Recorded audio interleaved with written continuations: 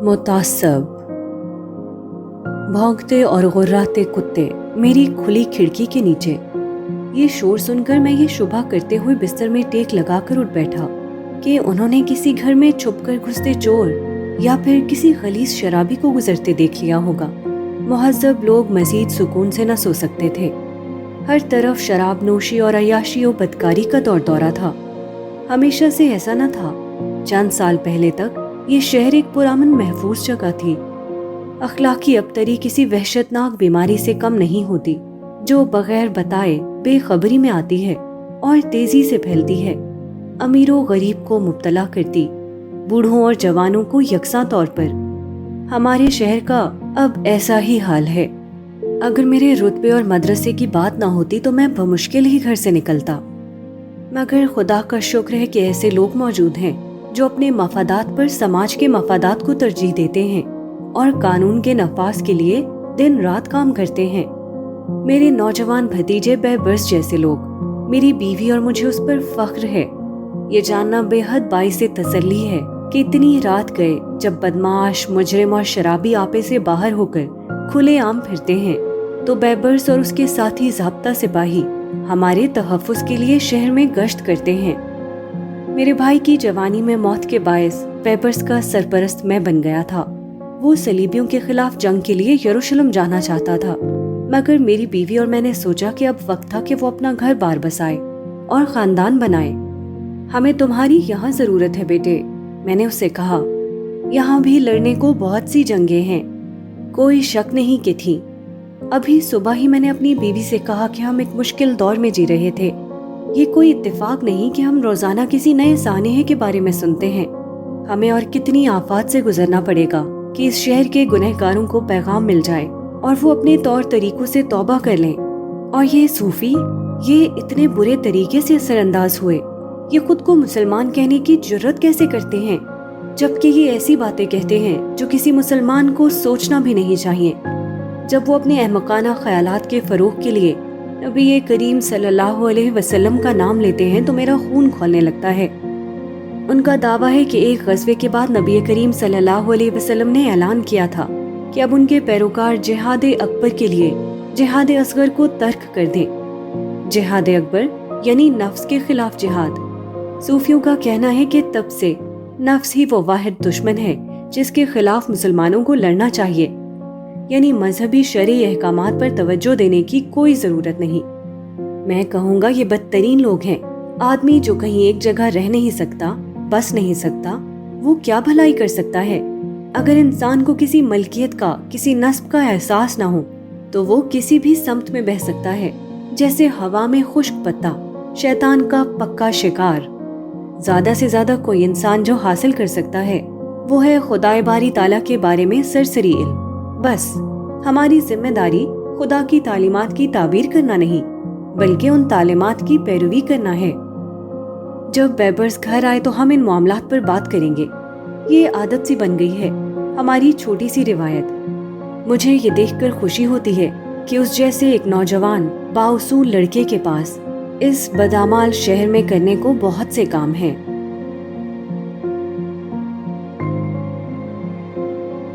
रूमी। बिलाशुबा मुबारक है ये रोज कि मैं इस रोज शम्स तबरीज से मिला हूँ। अक्टूबर के इस आखिरी रोज फजा में एक नई खुनकी और खजा की रुखसती का ऐलान करती हवा तेजी से चल रही है। 8 मस्जिद मामूल के मुताबिक पुरहुजूम थी। एक बड़े हुजूम को तबलीग करते हुए मैं हमेशा ये ख्याल रखता हूँ कि हुजूम को एक फर्दे वाहिद के तौर पर तसव्वुर करूँ। हर हफ्ते सैकड़ों लोग मेरा वाज सुनते हैं, लेकिन मैं हमेशा सिर्फ एक शख्स से बात करता हूँ, वो जो मेरे अल्फाज को अपने दिल में गूंजते सुनता है और वो जो मुझे किसी से बढ़कर जानता है। आज जब मैं वास के बाद मस्जिद से निकला तो मैंने अपने घोड़े को अपने लिए तैयार पाया। नपी तुली रफ्तार से हम खस्ता हाल दुकानों और घरों के करीब से गुजर रहे थे। साइलों की पुकारें, बच्चों की चीखों पुकार और चंद सिक्के कमाने की खातिर गदागरों की सदा के साथ घुल मिल गई। इनमें से बेशतर लोग चाहते थे कि मैं उनके लिए दुआ करूं, कुछ बस मेरे करीब होकर चलना चाहते थे, लेकिन कुछ ऐसे लोग भी थे जो ज्यादा बड़ी तवक्कुआत के साथ आए थे। जो मुझसे चाहते थे कि मैं उन्हें उनकी दायमी बीमारी से, सहर या काले जादू से निजात दिला दूं। यही लोग मुझे परेशान करते हैं। ये क्यों कर नहीं देख पाते कि मैं कोई पैगंबर हूँ न वली? क्यों नहीं समझ पाते कि मैं मोजज़े कर दिखाने के काबिल नहीं हूँ? चलते चलते हम एक मोड़ मुड़े और शक्कर फिरोशों की सराय के करीब पहुंचे। मुझे हुजूम में से एक राह बनाता दरवेश दिखाई दिया। उसकी चुपती निगाहें मुझ पर जमी थीं और वो सीधा मेरी जानिब आ रहा था। उसकी हरकत सुबुक थी और तवज्जो मरकूज। उसके गिर्द खुद कफील सलाहियत का एक हाला सा था। उसके कोई बाल न थे। उसके तासुरात नाकाबिले फहम थे, मगर ये उसका बैरूनी खोल न था जिसने मुझे चौंका दिया था। अगर मैं कहने की जुर्रत करूं तो ये उसकी निगाहें थीं। उसका नजर जमा कर टिकटिकी बांध कर देखना। उसकी स्याह निगाहें मुझ में किसी खंजर से ज्यादा तेजी से गड़ रही थी। वो सड़क के ऐन दरमियान खड़ा हो गया और अपने दोनों हाथ फजा में बुलंद कर लिए, यूं जैसे वो न सिर्फ इस जुलूस को बल्कि वक्त के बहाव को भी रोकना चाहता था। किसी अचानक वजदान की तरह मुझे अपने जिस्म को एक धचका सा लगता महसूस हुआ। मेरा घोड़ा अपने सर को ऊपर नीचे झटकते हुए ऊंची आवाज में हिनहिनाने लगा। मैंने उसे पुरसुकून करने की कोशिश की, लेकिन वो इतना बिदक गया कि मुझे घबराहट होने लगी। मेरी नजरों के सामने दरवेश हमारे करीब पहुंचा और उसने धीमी सी सरगोशी की। दरवेश ने अपना हाथ हिलाया और घोड़ा फौरन पुरसुकून हो गया। हुजूम में एक जोश सा दौड़ गया और मैंने किसी को ज़ेरे लब बड़बड़ाते सुना, ये काला जादू है। अपने गिरदो पेश से गाफिल दरवेश ने मुझे तजस्सुस से देखा और यूं गोया हुए, ए मशरिको मगरिब के अजीम आलिम, मैंने आपके बारे में बहुत सुना है। मैं आज यहाँ एक सवाल पूछने आया हूँ। क्या मुझे पूछने की इजाजत है? मैंने इस बात में सर हिला दिया। बहुत खूब, इसके लिए आपको घोड़े से उतरकर मेरी सतह पर मेरे बराबर खड़ा होना पड़ेगा। मैं ये सुनकर शशतर रह गया। मेरे इर्द गिर्द लोग भी इसी तरह हैरान थे। इससे पहले कोई भी कभी यूं मुझसे मुखातिब होने की जुर्रत न कर पाया था। मुझे अपना चेहरा सुर्ख पड़ता महसूस हुआ, लेकिन मैं अपनी अना और नफ्स पर काबू पाने में कामयाब रहा और अपने घोड़े से उतर आया। दरवेश पहले ही मायूस होकर रुख मोड़ चुका था। मैं जल्दी से उनके बराबर पहुंचते हुए बोला, रुकिए, बराए मेहरबानी, मैं आपका सवाल जानना चाहता हूँ। वो रुका और मुड़ा और पहली बार मुझे देखकर मुस्कुराते हुए कहने लगा, मुझे बताइए कि आपके ख्याल में इन दोनों में से कौन अजीमतर है, पैगंबर मोहम्मद सल्लल्लाहु अलैहि वसल्लम या सूफी बस्तामी? मैंने हैरान होकर कहा, ये किस किस्म का सवाल है? आप वाजिब ताजीम पैगंबर सल्लल्लाहु अलैहि वसल्लम नबी आखिरुज़्ज़मा का मुवाजना एक बदनाम सूफी से कैसे कर सकते हैं? हमारे गिर्द एक मुतजस्सिस हुजूम जमा हो चुका था, लेकिन दरवेश को लगता था उन हाजिरीन की कोई परवाह न थी। अभी भी गौर से मेरे चेहरे को पढ़ते उन्होंने इसरार किया, बराए मेहरबानी इस बारे में सोचिए, क्या पैगंबर सल्लल्लाहु अलैहि वसल्लम ने कहा नहीं था, ए खुदा मुझे माफ फरमा दे, मैं तुझे वैसे न जान सका जैसा तुझे जानना चाहिए। जबकि बस्तामी ने कहा था, तारीफ है मेरे लिए, मैं खुदा को अपनी चादर तले रखता हूँ। अगर एक खुद को खुदा के मुकाबले में इस कदर हकीर समझता है, जबकि दूसरा खुदा को अपने अंदर रखने का दावा करता है, तो दोनों में से कौन अजीम है? मेरा दिल मेरे हलक में धड़कने लगा। सवाल अब मजीद मुबहम न रहा था। दर हकीकत यूं महसूस हुआ जैसे पर्दा उठाया जा चुका हो और उसके नीचे एक पेचीदा मुअम्मा मेरा मुंतजिर था। गुजरती हवा की तरह एक मुस्कुराहट दरवेश के चेहरे को छूकर गुजरी। उस लम्हे में जान गया था कि वो कोई दीवाना नहीं था, वो एक सवाल लिए आदमी था, एक सवाल जिसके बारे में मैंने पहले कभी ना सोचा था। मैं जान गया था कि वो सिर्फ मुवाज़ने की बात नहीं कर रहे थे, वो चाहते थे कि मैं गौर करूं कि मैं खुदा में जज्ब होने के लिए, अपनी जात को फना करने की खातिर कितनी दूर जाने तक आमादा हूँ। मैंने बात शुरू की, ना चाहते हुए कि वो मेरी आवाज में मौजूद लर्जिश को महसूस करे। मैं समझ गया कि आप क्या कहना चाहते हैं। मैं दोनों बयानात का मुवाजना करके बताऊंगा कि क्यों, अगरचे बस्तामी का बयान बुलंद तर लगता है, लेकिन हकीकत इसके बरक्स है। ہم سب جانتے ہیں کہ خدا کی محبت ایک بحر بے کنار ہے اور ہم انسان جتنا پانی اس سے لے سکتے ہیں لینے کی جدوجہد کرتے ہیں، لیکن انجام کار ہم میں سے ہر کوئی جتنا پانی لے سکتا ہے وہ ہمارے پیالے پر منحصر ہے۔ کچھ لوگوں کے پاس برتن بڑا ہوتا ہے، جبکہ کچھ کے پاس ڈول، جبکہ کچھ ایسے ہیں جن کے پاس صرف پیالہ ہوتا ہے۔ بات کے دوران میں نے دیکھا کہ درویش کے چہرے کے تاثرات استہزاء سے کھلی تحسین میں بدلے، اور پھر کسی ایسے شخص کی دوستانہ مسکراہٹ میں جس نے کسی دوسرے کے الفاظ میں اپنے خیالات کو پہچان لیا ہو۔ میں نے بات جاری رکھی۔ بستامی کا برتن نسبتاً چھوٹا تھا اور ان کی پیاس گھونٹ بھر کے برابر۔ وہ جس مرحلے پر تھے اسی میں خوش تھے۔ یہ شاندار بات ہے کہ انہوں نے اپنے اندر خدا کو پہچان لیا، مگر پھر بھی خدا اور ذات کے درمیان امتیاز کی باقیات تو موجود تھیں، وحدت حاصل نہ ہوئی۔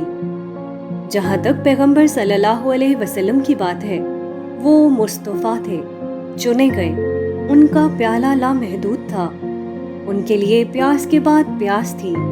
کوئی حیرت کی بات نہیں کہ انہوں نے فرمایا، ہم تجھے ویسے نہیں جانتے جیسا کہ ہمیں جاننا چاہیے، اگرچہ یقیناً وہ خدا کو یوں جانتے تھے جیسے اور کوئی نہیں جانتا۔ خوش دلی سے مسکراتے ہوئے درویش نے سر ہلایا اور میرا شکریہ ادا کیا۔ پھر اس نے اظہار تشکر میں اپنا ہاتھ اپنے دل کے مقام پر رکھا اور کچھ لختے اسی طرح کھڑا رہا۔ لیکن جب ہماری نگاہیں دوبارہ ملی، میں نے دیکھا کہ اب اس کی نگاہ میں نرمی کا شائبہ سا آ گیا تھا۔ درویش نے ایک نئی دلچسپی کے ساتھ مجھے دیکھا اور ڈھلتے سورج کی مدھم پڑتی دھوپ میں ایک لختے بھر کو میں قسم کھا کر کہہ سکتا ہوں کہ میں نے اس کے گرد امبرین رنگ کا ہالہ دیکھا۔ وہ احتراماً میرے سامنے جھکا اور میں اس کے سامنے جھک گیا۔ مجھے نہیں معلوم کہ کتنی دیر ہم اسی طرح رہے۔ ہمارے سروں پر معلق آسمان گہرا نیلا ہو گیا، ہماری گفتگو کے تبادلے کو ایسی حیرانی سے دیکھتے ہوئے جس کی حدیں ناپسندیدگی کو چھونے لگی تھی۔ ہمارے گرد موجود ہجوم میں گھبراہٹ بھری کھلبلی سی شروع ہوئی۔ انہوں نے مجھے اس سے پہلے کبھی کسی کے سامنے جھکتے نہ دیکھا تھا، اور یہ حقیقت میں ایک سادہ سے درویش کے سامنے جھکا تھا۔ اس پر میرے قریب ترین شاگردوں سمیت کچھ لوگ سخت حیرت زدہ تھے۔ درویش نے ضرور فضا میں موجود ناراضی کو محسوس کر لیا ہوگا، اس لیے انہوں نے کہا، بہتر ہوگا کہ میں اب چلوں اور آپ کو آپ کے عقیدت مندوں کے ہمراہ چھوڑ دوں۔ ان کی آواز ایک سرگوشی میں بدل گئی۔ مجھے ان کے چہرے پر تفکر کی جھلک دکھائی دی۔ انہوں نے سنجیدگی سے اپنے ہونٹ سکیڑے، یوں جیسے وہ مزید کچھ کہنا چاہتے تھے مگر کہہ نہ سکے، اور اس لمحے اس توقف میں نے وہ سوال سنا جو انہوں نے مجھ سے پوچھا ہی نہ تھا، اور اے عظیم مبلغ، آپ کے متعلق کیا معاملہ ہے؟ مجھے بتائیے، آپ کا پیالہ کتنا بڑا ہے؟ 7 مقامات میں سے آپ کس مقام پر ہیں؟ آپ کا کیا خیال ہے کہ آپ آگے جا سکتے ہیں آخری مقام تک؟ پھر کہنے کو اور کچھ باقی نہ رہا، ہمارے پاس الفاظ کم پڑ گئے۔ میں نے درویش کی طرف قدم بڑھایا، اتنے قریب کہ میں ان کی سیاہ آنکھوں میں موجود سنہری دھبے دیکھ سکتا تھا۔ اچانک مجھ پر ایک عجیب احساس غالب آ گیا، یوں جیسے میں یہ لمحہ پہلے گزار چکا تھا، ایک بار نہیں بلکہ درجن سے زائد مرتبہ۔ مجھے چھوٹی چھوٹی تفصیلات یاد آنے لگیں، اپنے چہرے پر نقاب ڈالے ایک قداور دبلا پتلا شخص، اس کی فیروزہ انگلیاں، اور تب میں جان گیا درویش جو میرے سامنے کھڑا تھا وہ کوئی اور نہیں، وہی آدمی تھا جسے میں اپنے خوابوں میں دیکھتا رہا تھا۔ میں جان گیا کہ میں نے اپنا رفیق تلاش کر لیا تھا، لیکن خوشی و مسرت سے بے خود ہونے کے بجائے مجھے ایک سرد سی دہشت اور رعب نے اپنی گرفت میں لے لیا۔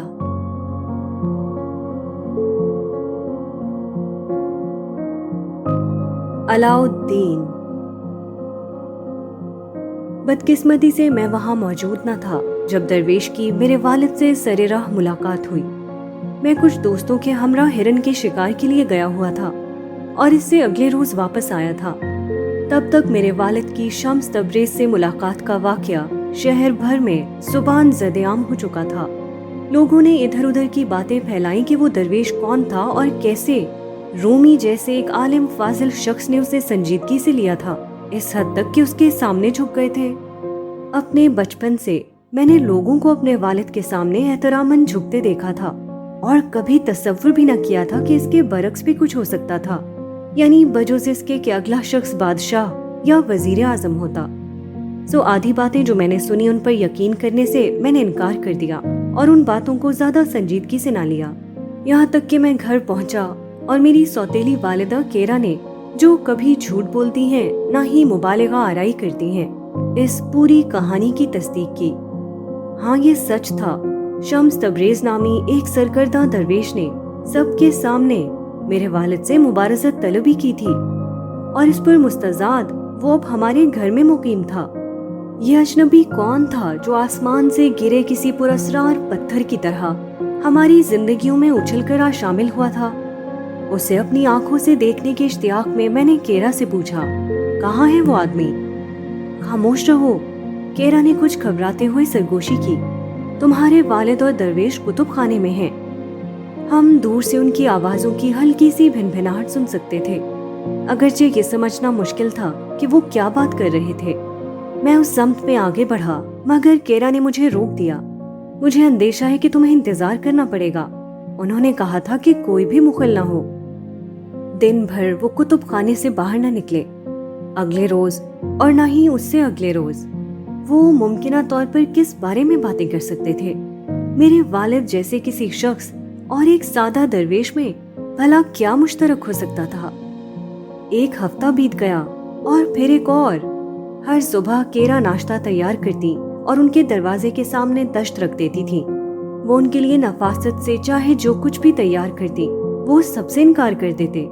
सुबह रोटी के एक टुकड़े और शाम को बकरी के दूध के एक प्याले पर साबिरो काने रहते। बेचैनी और आसाबी तनाव में मुझ पर इस दौरान बदमिजाजी तारी हो गई। दिन के मुख्तलिफ औकात में मैं कुतुब खाने के दरवाजे की हर दर्ज और सुराख से अंदर झांकने की कोशिश करता। इस बात की मैंने बिल्कुल परवाह न की कि अगर वो अचानक दरवाजा खोले और मुझे वहां छुपकर कन सुइयां लेते पाएंगे तो क्या होगा। मैंने खासा वक्त वहां झुककर ये समझने की कोशिश करते गुजारा कि वो क्या बातें कर रहे थे, लेकिन मैं सिर्फ हल्की सी बड़बड़ाहट ही सुन पाता। मैं कुछ ज्यादा देख भी न पाया। कमरा नीम तारीक था क्योंकि पर्दे आधे गिरे हुए थे। बगैर ज्यादा कुछ देखे या सुने मैंने अपने दिमाग को इजाजत दे दी कि इन खामोशियों की जगह सरगर्मी से इन बातों को खुद घर कर सोच ले जो वो कर रहे होंगे। एक मर्तबा केरा ने मुझे दरवाजे से कान लगाए पाया, लेकिन कहा कुछ नहीं। इस वक्त तक वो मुझसे ज्यादा ये जानने के लिए बेताब हो चुकी थी कि हो क्या रहा था। लेकिन जब मेरे भाई सुल्तान वलद ने मुझे कंसोइयां लेते पकड़ा तो कहानी मुख्तलिफ थी। उसने मुझे गुस्से से देखा। उसके चेहरे पर रुखाई और तलखी थी। तुम्हें दूसरों की जासूसी करने का कोई हक नहीं, खुसूसन अपने वालिद की तो बिल्कुल नहीं। उन्होंने सरजनिश की। मैंने कंधे उचका दिए। ईमानदारी से बताओ बरादर, क्या तुम्हें फिक्र नहीं होती कि हमारे बाबा एक अजनबी के साथ वक्त गुजार रहे हैं? अब 1 महीने से ज्यादा वक्त हो चुका है। बाबा ने अपने खानदान को एक तरह नजरअंदाज कर दिया है। इस पर तुम्हें कोई परेशानी नहीं? हमारे बाबा ने किसी को नजरअंदाज नहीं किया, मेरे भाई ने कहा। उन्हें शम्स तबरेज की सूरत में एक बहुत अच्छा दोस्त मिल गया है। किसी नन्हे बच्चे की तरह खफा होने और शिकायत करने के बजाय तुम्हें अपने वालिद के लिए खुश होना चाहिए, यानी अगर तुम वाकई उनसे सच्ची मोहब्बत करते हो तो। ये इस किस्म की बात थी जो सिर्फ मेरा भाई ही कह सकता था। मैं उसकी अनोखी बातों और इनफिरादियत का आदी था, इसलिए मैं उसके इस शदीद किस्म के तबसरे पर बरहम न हुआ। वो हमेशा से एक अच्छा लड़का था, खानदान भर और आस पड़ोस का प्यारा और मेरे वालिद का पसंदीदा बेटा। मेरे वालिद और दरवेश के कुतुब खाने में हुजरा नशीन होने के ठीक 40 रोज बाद एक अजीब वाकया रूनुमा हुआ।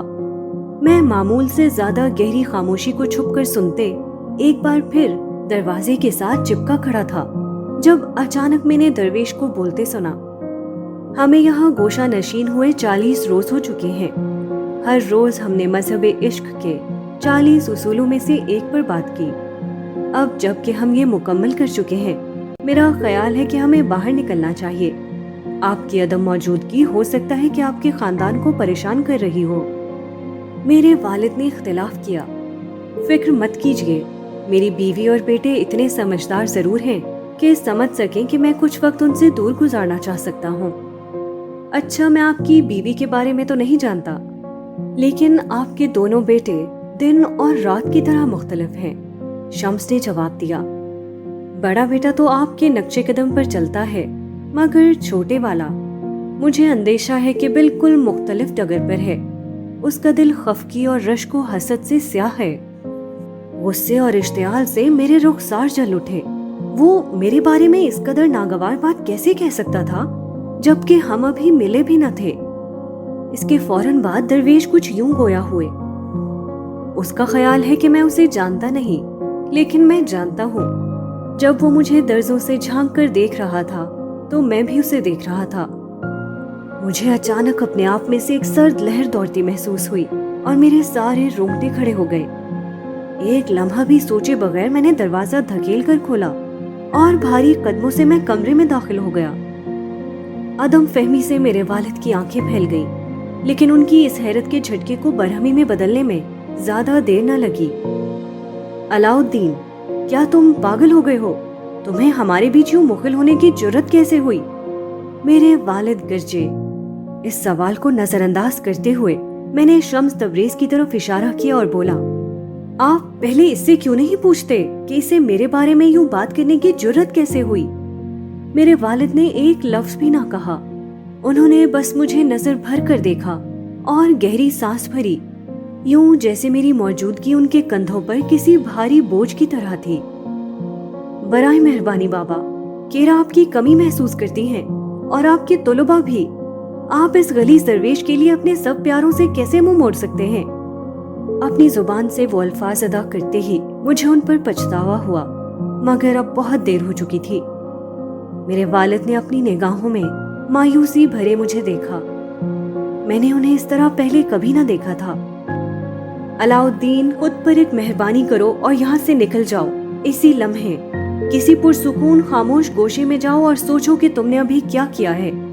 جب تک تم اپنے اندر جھانک نہ لو اور اپنی غلطی کو پہچان نہ لو، مجھ سے بات مت کرنا۔ نکل جاؤ، میرے والد نے مجھ سے منہ پھیرتے ہوئے دہرایا۔ ڈوبتے دل کے ساتھ میں کمرے سے باہر نکلا۔ میری ہتھیلیاں میرے پسینے سے بھیگ چکی تھیں اور میرے گھٹنے کپ کپا رہے تھے۔ اس لمحے مجھ پر یہ بات روشن ہوئی کہ کسی ناقابل فہم طریقے سے ہماری زندگیاں بدل چکی تھیں اور اب کچھ بھی پہلے جیسا نہ تھا۔ 8 برس پہلے میری ماں کی وفات کے بعد سے یہ دوسری مرتبہ تھی کہ مجھے محسوس ہوا کہ میرے ماں باپ میں سے کسی نے مجھے تنہا چھوڑ دیا تھا۔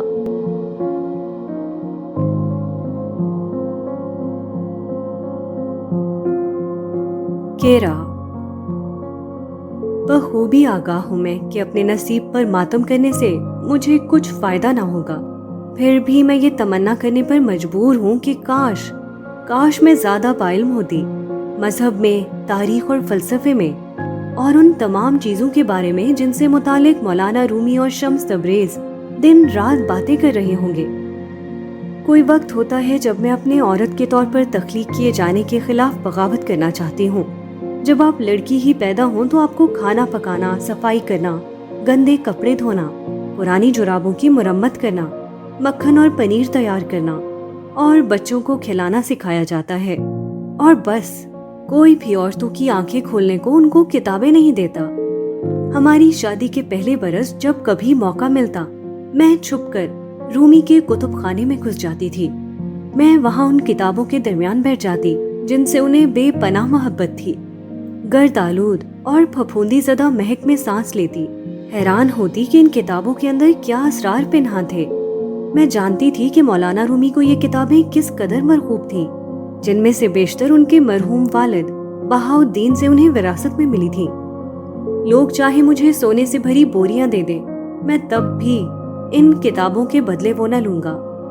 مولانا رومی کہا کرتے تھے، ان میں سے ہر کتاب میرے آباء و اجداد کی انمول وراثت ہے۔ میں نے انہیں اپنے والد سے لیا اور یہ میں اپنے دونوں بیٹوں کو منتقل کروں گا۔ مجھے یہ بات مشکل سے سمجھ آئی کہ انہیں اپنی کتابوں کی کتنی قدر تھی۔ ابھی ہماری شادی کا پہلا ہی سال تھا جب ایک روز میں گھر پر اکیلی تھی۔ مجھے کتب خانے میں کتابوں سے گرد جھاڑنے کا خیال آیا۔ میں نے طاق سے تمام کتابیں نکالی اور ہر کے گلاب میں بھیگے مخملی کپڑے سے ان کے سر ورق صاف کیے۔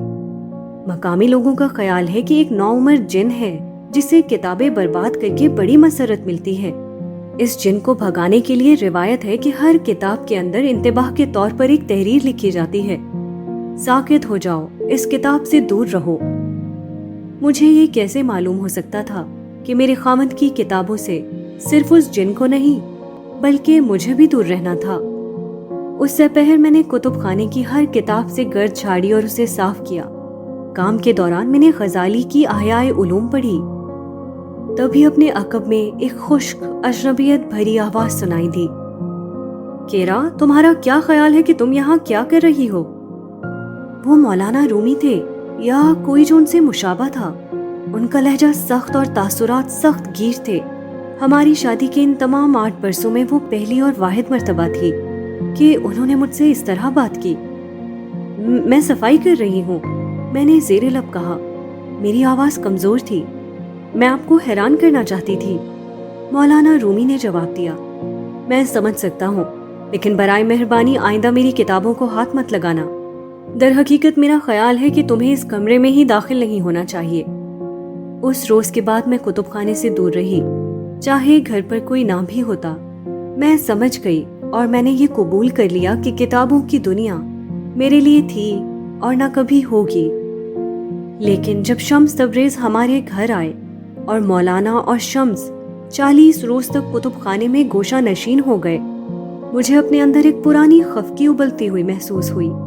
ایک زخم جس سے میں کبھی واقف بھی نہ رہی تھی کہ مجھ میں موجود تھا، اس سے لہو رسنے لگا تھا۔